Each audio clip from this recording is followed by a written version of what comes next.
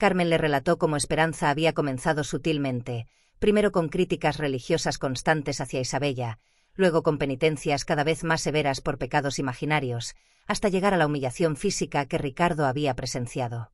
La niña perdió mucho peso, don Ricardo. Muchas noches la mandaba a dormir sin cenar, diciendo que tenía que purificar su alma ayunando. Y los juguetes, los fue confiscando uno por uno, argumentando que las posesiones terrenales alejaban de Dios. Ricardo sintió náuseas al escuchar los detalles. Había estado tan obsesionado con expandir el negocio textil que había permitido que destruyeran la infancia de su propia hija. Durante las sesiones con Sor Carmen, Ricardo aprendió que la recuperación de Isabella sería un proceso largo y delicado. La niña había desarrollado terrores nocturnos, pérdida del apetito y una tendencia a la autoculpabilización que requería tratamiento especializado. Es común en casos de abuso disfrazado de religiosidad, explicó la religiosa. Isabella asoció el amor de Dios y de su padre con el sufrimiento. Necesitaremos tiempo y mucha paciencia para enseñarle que el verdadero amor divino es compasión y alegría. Ricardo reorganizó completamente su vida. Contrató a un socio de confianza para manejar los viajes comerciales, estableció una oficina en casa para supervisar el negocio sin alejarse de Isabella, y se dedicó en cuerpo y alma a la recuperación de su hija. Gradualmente, Isabella comenzó a mostrar signos de sanación. Sus pesadillas se fueron espaciando, recuperó parte del peso perdido, y lo más importante, comenzó a reír nuevamente, aunque al principio con timidez, como si temiera que Dios la castigara por sentir alegría. «Papá, ¿puedo pedirte algo sin que te enfades?», preguntó una tarde mientras paseaban por el jardín. «Puedes pedirme lo que sea, mi amor. Nunca me enfadaría contigo por hacer una pregunta. ¿Podríamos tener un gatito? Siempre quise acariciar uno, pero doña Esperanza decía que los animales domésticos eran criaturas del demonio». Ricardo sonrió, viendo en esa petición una señal de que Isabella estaba recuperando sus deseos infantiles. «¿Sabes qué, princesa? Me parece una idea magnífica. Podríamos ir al mercado este domingo y buscar el gatito más bonito de Madrid». Un año después, la transformación era milagrosa.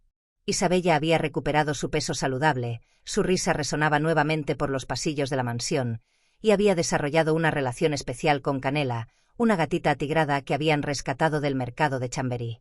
La casa misma parecía haber despertado de una pesadilla. Las habitaciones que antes se sentían frías como iglesias ahora rebosaban vida. Los juguetes de Isabella decoraban la sala, sus acuarelas alegres adornaban las paredes, y el sonido del clavicordio volvía a llenar las tardes. Ricardo había aprendido la lección más valiosa de su existencia. El éxito comercial carecía de significado sin la felicidad de su familia. Había construido un imperio textil, pero casi pierde lo único que verdaderamente importaba en el proceso. Una tarde de primavera, mientras observaba a Isabella jugar en el jardín con Canela, recibió una carta de su abogado. Esperanza había iniciado un proceso legal reclamando dote matrimonial y derechos sobre la propiedad familiar, alegando abandono injustificado del hogar conyugal. «No se preocupe, don Ricardo», le aseguró don Fernando, su abogado de confianza. «Con los testimonios de Carmen y las evaluaciones de Sor Carmen, tenemos evidencia suficiente de maltrato infantil. Su demanda carece de fundamento legal y moral». El proceso judicial duró varios meses tediosos, durante los cuales Ricardo tuvo que revivir los momentos más oscuros del abuso de Isabella para protegerla legalmente. Pero cada día que transcurría, veía florecer más a su hija, lo que le daba fuerzas para continuar la batalla. La resolución final llegó en otoño de 1896. El tribunal no solamente desestimó completamente las demandas de Esperanza, sino que dictó una orden de alejamiento permanente que le prohibía acercarse a Isabella o intentar contacto alguno con la familia. «Papá, ¿esto significa que la señora Mala nunca va a volver?», preguntó Isabella cuando Ricardo le explicó el veredicto en términos que pudiera comprender. «Exactamente, mi princesa. Nunca más podrá molestarte. Estás completamente segura bajo la protección de tu padre y de la ley». Isabella asintió con una solemnidad que conmovió a Ricardo. «¿Sabes qué, papá? Ahora sí puedo ser feliz de verdad, sin miedo». La abrazó con ternura infinita, sintiendo como las últimas cicatrices de su mundo roto finalmente se curaban. «Yo también, mi vida. Yo también». La experiencia transformó radicalmente la perspectiva de Ricardo sobre las prioridades vitales.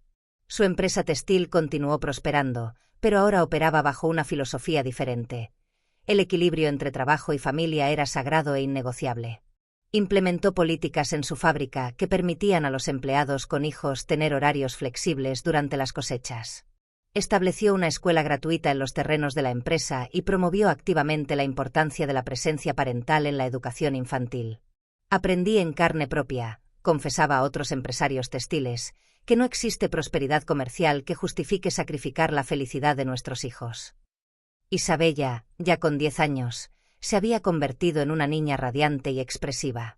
Tocaba el clavicordio no por obligación, sino por puro placer musical. Sus acuarelas mostraban familias felices, jardines florecidos y cielos siempre luminosos. Una noche, mientras le leía las aventuras del Quijote antes de dormir, Isabella le hizo una pregunta que lo sobresaltó. «Papá, ¿crees que doña Esperanza era malvada porque nadie la quiso cuando era pequeña?» La profundidad emocional de la pregunta lo tomó desprevenido. Su hija no solo había sanado de su trauma, sino que había desarrollado una capacidad de compasión que lo llenó de orgullo paternal. «Es posible, mi amor. A veces las personas lastiman a otros porque ellas mismas llevan heridas muy profundas. Pero eso no justifica el daño que causó. Lo admirable es que tú hayas elegido ser bondadosa a pesar de todo lo que sufriste». «Yo jamás lastimaría a un niño como ella me lastimó», declaró Isabella con determinación férrea. «Estoy absolutamente seguro de que no lo harías, princesa. Eres una niña extraordinaria, con un corazón lleno de luz». Mientras Isabella se sumía en sueños tranquilos, Ricardo reflexionó sobre el largo camino de redención que habían recorrido juntos. El telegrama anónimo que había recibido aquella noche en Córdoba jamás fue explicado. Nunca descubrieron quién lo había enviado, pero Ricardo permanecería eternamente agradecido a ese ángel guardián misterioso que había salvado a su hija. Años más tarde, cuando Isabella ya era una señorita educada y llena de ilusiones, Ricardo recordaría esos días tenebrosos como el momento en que aprendió la lección más sagrada de la existencia, que el amor verdadero requiere presencia constante, atención devota y, sobre todo, el valor de proteger a quienes más amamos sin importar las consecuencias. La mansión familiar que una vez fue escenario de sufrimiento se había transformado en un verdadero santuario, rebosante de música, risas y esa clase de amor que sana todas las heridas del alma. Y Ricardo sabía que, independientemente de que otras pruebas les deparara el destino, las enfrentarían unidos, porque finalmente había comprendido que la familia es el tesoro más preciado que Dios nos concede en esta vida terrenal. El otoño de 1995 había pintado las calles de Madrid con tonos dorados cuando Ricardo cerró su portafolio de cuero con un suspiro que parecía cargar el peso del mundo.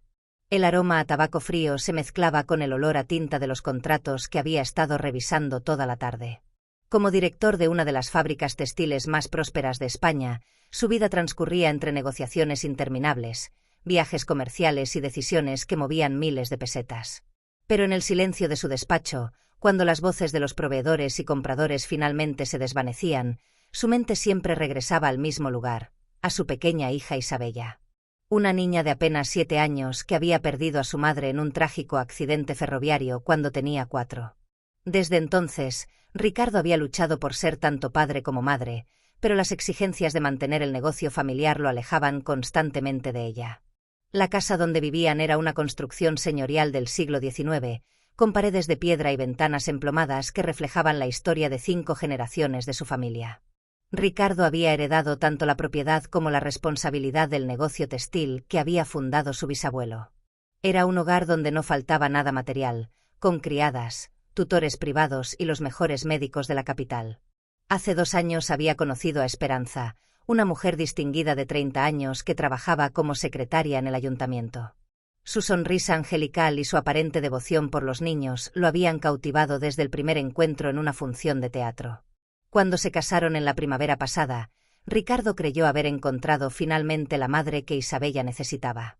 Esperanza parecía la esposa perfecta, religiosa, educada y siempre dispuesta a cuidar de la niña cuando él tenía que ausentarse por negocios. Sin embargo, en las últimas semanas, algo perturbaba su tranquilidad. Durante sus llamadas telefónicas desde hoteles de provincias, la voz de Isabella sonaba apagada, como un eco lejano. Sus risas habían perdido esa espontaneidad cristalina que tanto amaba. Cuando preguntaba por sus estudios o juegos, las respuestas eran monosílabas, y Esperanza siempre se apresuraba a tomar el auricular. Isabella está algo indispuesta del estómago, decía Esperanza con su voz suave como la seda. Ha estado estudiando catecismo toda la tarde y ahora necesita descansar. Oh, tuvo una pequeña travesura en el jardín, por eso está tan callada. Nada de qué preocuparse, querido. Ricardo aceptaba estas explicaciones con la confianza de un hombre enamorado, pero algo en su instinto paternal susurraba advertencias. Aquella noche de martes, mientras revisaba facturas de lana en su habitación del Hotel Victoria de Córdoba, su teléfono sonó con un telegrama urgente. Su hija está en peligro. Regrese inmediatamente antes de que sea demasiado tarde. Un amigo. El corazón se le detuvo como un reloj roto. Leyó el mensaje 3 veces, tratando de descifrar quién podría conocer su paradero y por qué enviarían semejante alarma. Intentó llamar a casa, pero la línea estaba ocupada. Sus manos temblaron mientras marcaba repetidamente. Finalmente, Esperanza contestó con su habitual dulzura. «Ricardo, mi amor, ¿qué tal el viaje por Andalucía?» «Bien, bien», respondió él, forzando tranquilidad en su voz. «¿Cómo está nuestra Isabella?» «Perfectamente, cariño. Hoy fuimos a misa matutina y luego ella me ayudó a bordar manteles para la parroquia. Ahora está rezando sus oraciones antes de dormir. Todo marcha de maravilla aquí». Ricardo guardó silencio, analizando cada inflexión. La respuesta de Esperanza era demasiado perfecta, como un guión ensayado. No mencionó ningún detalle específico que una niña de 7 años haría, ninguna pregunta curiosa o capricho infantil. Podría hablar con ella un momento. «Oh, querido, acaba de quedarse dormida rezando el rosario. Sería una lástima despertarla, ¿no te parece? Los niños necesitan sus horas de sueño». La respuesta llegó con una rapidez sospechosa. Tras colgar, Ricardo pasó la noche en vela. El telegrama anónimo resonaba en su mente como campanas de catedral. Al amanecer, tomó una decisión que cambiaría todo. Canceló todos los compromisos comerciales y tomó el primer tren de regreso a Madrid.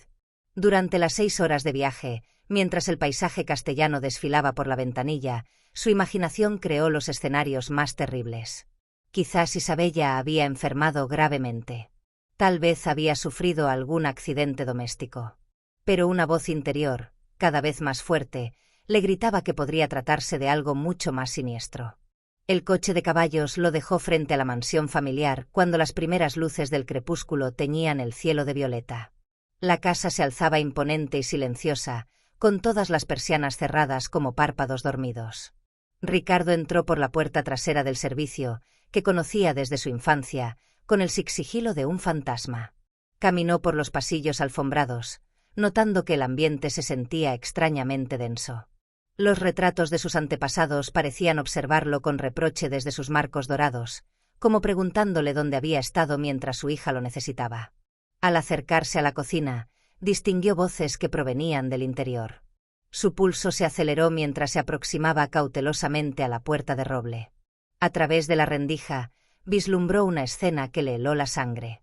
Isabella estaba arrodillada sobre las baldosas frías, con las mangas arremangadas y las manos ensangrentadas por fregar el suelo con un cepillo de cerdas duras. Sus bucles dorados estaban empapados de sudor y sus mejillas surcadas por lágrimas silenciosas. Llevaba puesto un delantal raído que le quedaba enorme, muy diferente de los vestidos de terciopelo que le compraba. Esperanza la observaba con los brazos en jarras, su rostro mostrando una dureza que Ricardo jamás había contemplado. Su voz, normalmente melodiosa como un canto gregoriano, sonaba áspera y despiadada. «Más fuerza, criatura inútil. Esas manchas no van a desaparecer con caricias», espetaba con impaciencia. «¿Acaso no sabes hacer nada como Dios manda? A tu edad, las niñas decentes ya saben ser de provecho». La pequeña Isabella alzó sus ojos enrojecidos. «Lo siento mucho, señora Esperanza. Estoy haciendo todo lo que puedo». «No me hables sin permiso, mocosa desagradecida. Y no estás haciendo nada bien. Todo lo que tocas lo estropeas», replicó Esperanza con saña. Luego, murmurando para sí pero lo suficientemente alto, añadió: La vida sería mucho más simple sin este estorbo recordándome constantemente a esa mujer. Ricardo sintió que la tierra se abría bajo sus pies como el mismísimo infierno. La furia y el horror se mezclaron en su pecho como metal fundido. Su pequeña hija, la luz de su vida, estaba siendo torturada en su propio hogar por la mujer en quien había depositado su confianza más sagrada.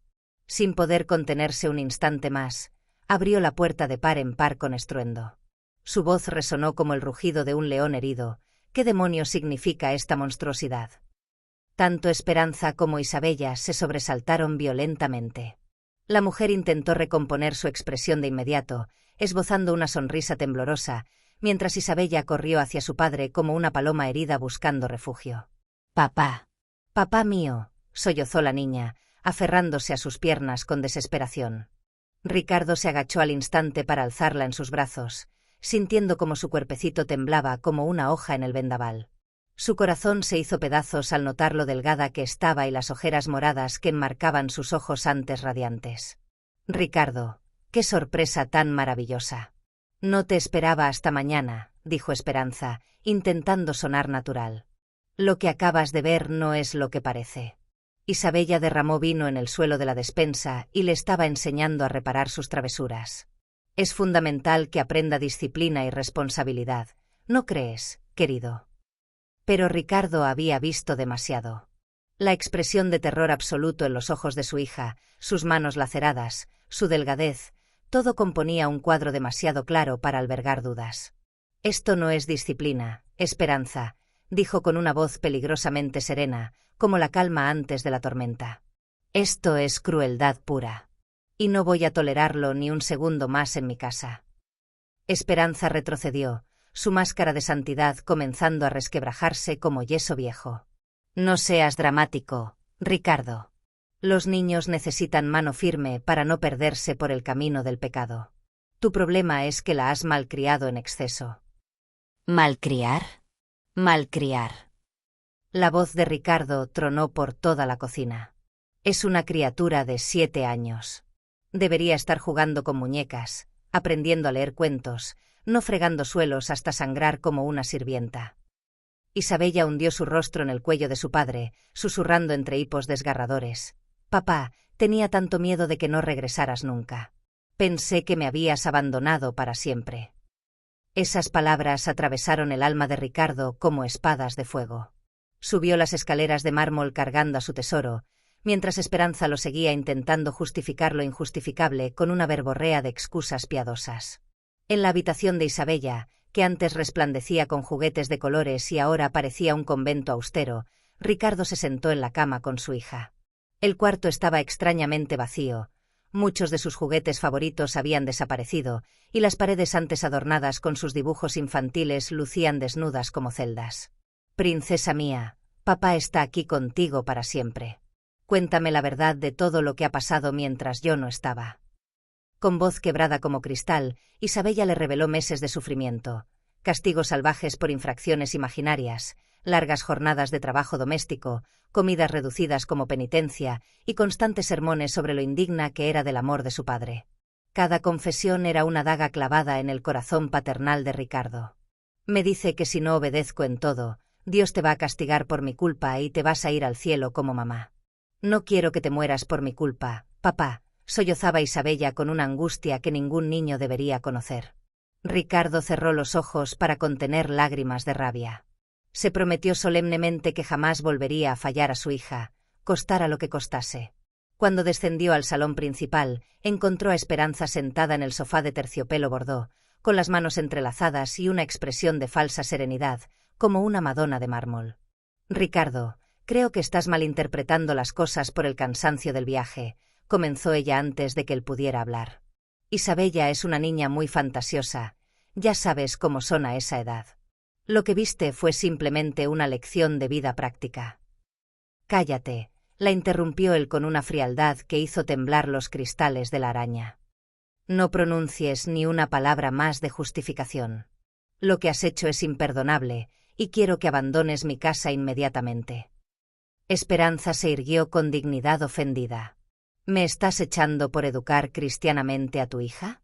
Eres un padre demasiado blando, Ricardo». Esa criatura necesita orden y disciplina divina. La disciplina no incluye tortura física ni psicológica, replicó Ricardo con determinación férrea. Tienes hasta el amanecer para recoger tus pertenencias y marcharte para siempre. Esperanza lo miró con una mezcla de incredulidad y despecho. No puedes hacerme esto, soy tu esposa ante Dios y los hombres. Esta casa también es mía por derecho matrimonial. Esta casa pertenece a mi familia desde hace 5 generaciones, y mi única familia es Isabella. Tú eres una intrusa que ha profanado nuestro hogar.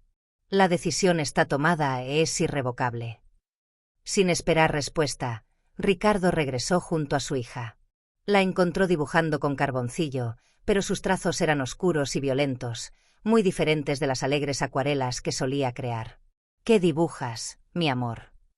Isabella alzó la vista con tristeza infinita. Es la casa, pero está llorando como yo.